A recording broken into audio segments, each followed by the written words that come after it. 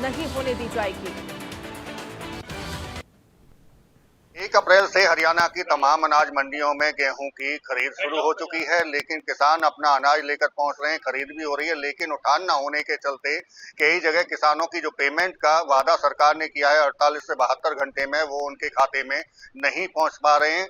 खाद्य आपूर्ति विभाग को उठान मंडियों से गेहूं का करना है। हमारे साथ में हरियाणा सरकार में मंत्री राजेश नागर हैं, उनसे बात कर लेते हैं। खाद्य आपूर्ति मंत्री हैं आप, उठान की कई जगह से शिकायतें मिल रही हैं, क्या स्थिति है फिलहाल?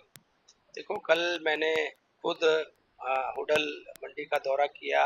वहाँ थोड़ी बहुत जो शिकायतें आई थी तो डीसी पलवल से बैठकर बैठक की और जो भी उठान में लिफ्टिंग में दिक्कत थी उसको दूर किया गया। उसके बाद पलवल में भी मैं खुद गया, किसानों से भी मिला, आढ़तियों से भी मिला। वहाँ कोई किसी तरह की कोई शिकायत नहीं थी, सब काम स्मूथली और ठीक ठाक चल रहा है।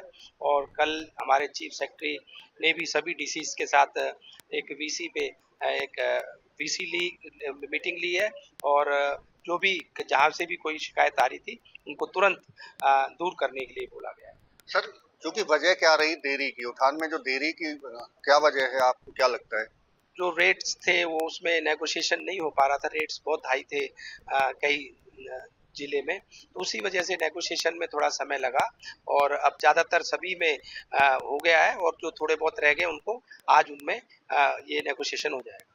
किसानों की नाराजगी इस बात को लेकर थी कि वो मंडी में अनाज तो लेकर कई दिन पहले पहुंच चुके थे, लेकिन जो आप दावा करते हैं कि 48 से 72 घंटे में उनके डीबीटी हो जाएगा, वो उनको पैसे नहीं मिले हैं, उसकी वजह बताई गई उठान।